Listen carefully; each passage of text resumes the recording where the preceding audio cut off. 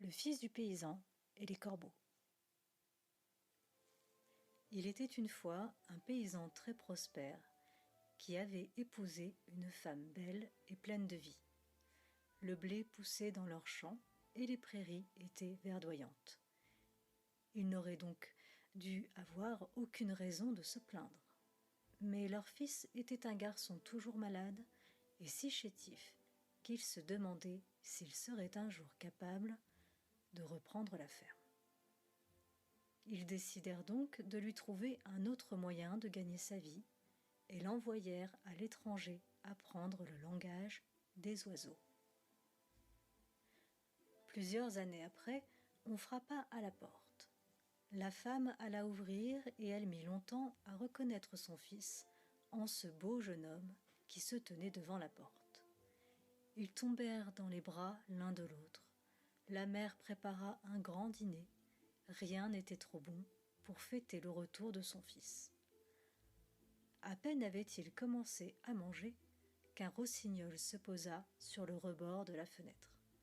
Son chant mélodieux et doux s'éleva bientôt dans le silence du soir.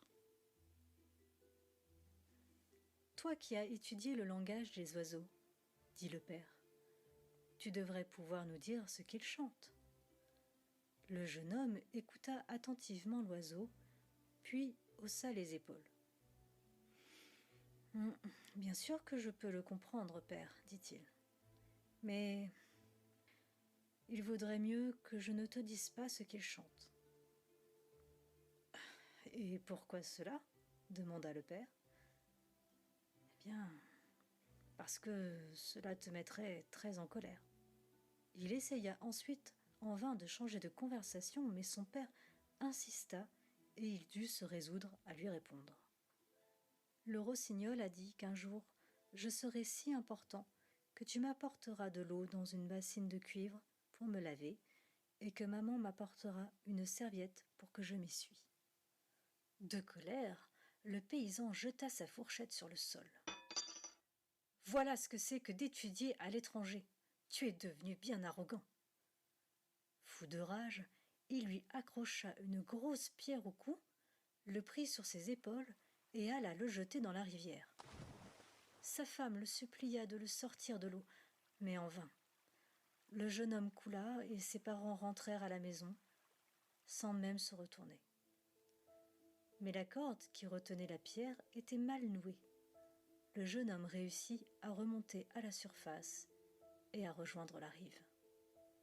Ne pouvant pas retourner chez ses parents, il décida de partir à la ville pour y gagner sa vie. Il vit à la porte d'une boulangerie une affiche annonçant que l'on cherchait un apprenti pour le fournil et il frappa. Il dut plaire dès le premier instant au boulanger, car celui-ci l'embaucha sur le champ. Un dimanche, le boulanger alla en ville et remarqua que l'on avait accroché des drapeaux noirs sur toutes les façades. Il se demanda ce qui avait bien pu se passer de si grave et de si triste, et rentra dans une auberge pour se renseigner. On lui raconta alors que, chaque matin, 3 corbeaux venaient se poser sur le rebord de la fenêtre du roi, et qu'ils jacassaient si fort que le roi et la reine en avaient terriblement mal à la tête. Le roi avait annoncé qu'il donnerait sa fille en mariage et la moitié de son royaume à quiconque saurait lui révéler ce que voulaient les corbeaux. Les hommes les plus savants avaient tout essayé, sans succès, de comprendre ce que disaient les oiseaux. Et plus d'un en avait même perdu la raison. Voilà pourquoi, dans toute la ville, pendaient des drapeaux noirs. Quand il revint le soir à la maison, le boulanger raconta cela à sa femme et à son apprenti. « Moi, je comprendrai ces corbeaux sans difficulté, » déclara le jeune homme. « Je vais me rendre au palais du roi sans retard. » Le boulanger et sa femme soupirèrent à l'idée que leur apprenti pourrait bien lui aussi perdre la raison. Mais le jeune homme resta inflexible. Il revêtit ses plus beaux habits et partit pour le palais royal. On le fit entrer et on le mena aux appartements du roi. Soudain, les 3 corbeaux se posèrent sur le rebord de la fenêtre. 2 d'entre eux étaient assez grands et le troisième plus petit. Ils jacassaient si fort que le bruit fut bientôt insupportable. Le roi, exaspéré, se tourna vers l'apprenti boulanger. « Et maintenant, jeune homme, explique-moi ce que ces corbeaux essayent de me faire comprendre. »« C'est très simple, répondit-il. Ce sont le père, la mère et leur fils. La mère a mis au monde le petit, mais comme l'année était mauvaise, elle l'a abandonné. Le père l'a sauvé de la mort, l'a nourri et élevé du mieux qu'il a pu. Mais cette année, les récoltes sont meilleures. La mère est revenue et demande que le père lui rende son enfant. Le père refuse et c'est pour cela qu'ils viennent vous voir. Ils veulent que vous arbitriez leur querelle. » Le roi regarda pensivement par la fenêtre, puis il prit la parole. « Si le père l'a nourri et élevé, alors c'est à lui qu'il revient de le garder. » En entendant cela, la mère Corbeau poussa un croassement de colère et s'envola dans un furieux battement d'ailes. Les 2 autres s'envolèrent aussi, ensemble et dans la même direction. Le roi regarda le jeune homme. « Ainsi, tu as réussi là où tous avaient échoué, » le complimenta-t-il. Satisfait de voir son problème résolu, le roi décida d'organiser dès que possible un fastueux mariage. La princesse devint donc la femme du petit apprenti boulanger qui bientôt monta sur le trône. Ils vécurent ainsi heureux pendant de longues années. Un jour, la princesse alla voir son mari. « Dis-moi, mon cher époux, depuis le temps que nous sommes mariés, jamais tu ne m'as parlé de toi. As-tu seulement des parents ?» Le jeune roi répondit que ses parents avaient une ferme très loin de là et qu'il ne savait même pas s'ils étaient encore en vie. « Qu'importe la distance, mon cher époux, je serai ravie de les rencontrer. Allons les voir, que je puisse faire leur connaissance. »« Si tu le désires tant que ça, » acquiesça le jeune roi.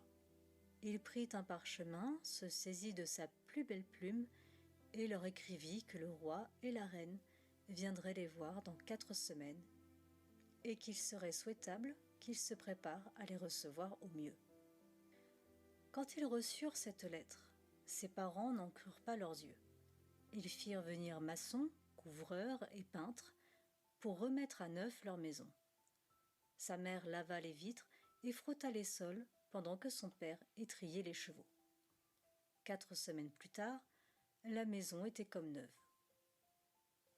Le jour dit, le magnifique carrosse royal s'arrêta devant leur chaumière. Le paysan et sa femme aidèrent le roi et la reine à descendre et les firent entrer dans la maison. Il n'y avait ce jour-là rien de trop beau ni de trop bon pour les nobles visiteurs. « Vous n'avez pas d'enfants, mes braves ?» demanda le roi à ses hôtes après un moment. « Nous avions un fils, Majesté. Un fils intelligent et très brave, » répondirent-ils. « Et que lui est-il donc arrivé ?» demanda le jeune roi. « Nous ne le savons pas nous-mêmes, » répondit la paysanne tristement. « Nous l'avons mis à la porte dans un accès de colère et nous ne savons pas où il est allé. » Ils passèrent à table, discutèrent encore un moment, puis allèrent se coucher. Les paysans étaient si nerveux en raison de la visite du roi et de la reine qu'ils ne fermèrent pas l'œil de la nuit. Le lendemain matin, ils guettèrent le réveil du couple royal. Le paysan apporta au roi de l'eau dans une cuvette de cuivre pour qu'il se lave, et sa femme lui tendit une serviette pour qu'il se sèche. Quand il eut fini, le roi se tourna vers eux. « Vous rappelez-vous qu'un soir, un rossignol s'est posé sur le rebord de cette fenêtre et a chanté que votre fils deviendrait un jour si important que son père lui amènerait de l'eau dans une cuvette de cuivre, pendant que sa mère lui donnerait une serviette pour qu'il se sèche. » En entendant cela, ses parents le regardèrent de plus près et reconnurent leur fils. Ils tombèrent à genoux, pleurant et implorant son pardon. Leur fils les releva et les embrassa sur les joues. Ceci est arrivé il y a fort longtemps, et depuis, je vous ai pardonné. Peu après, ses parents vendirent la ferme, les champs, les prairies et le bétail, et partirent vivre au palais royal avec leur fils. Et qui sait, peut-être y sont-ils encore heureux, et le roi écoute-t-il toujours le chant des oiseaux à sa fenêtre pour savoir ce qu'ils racontent.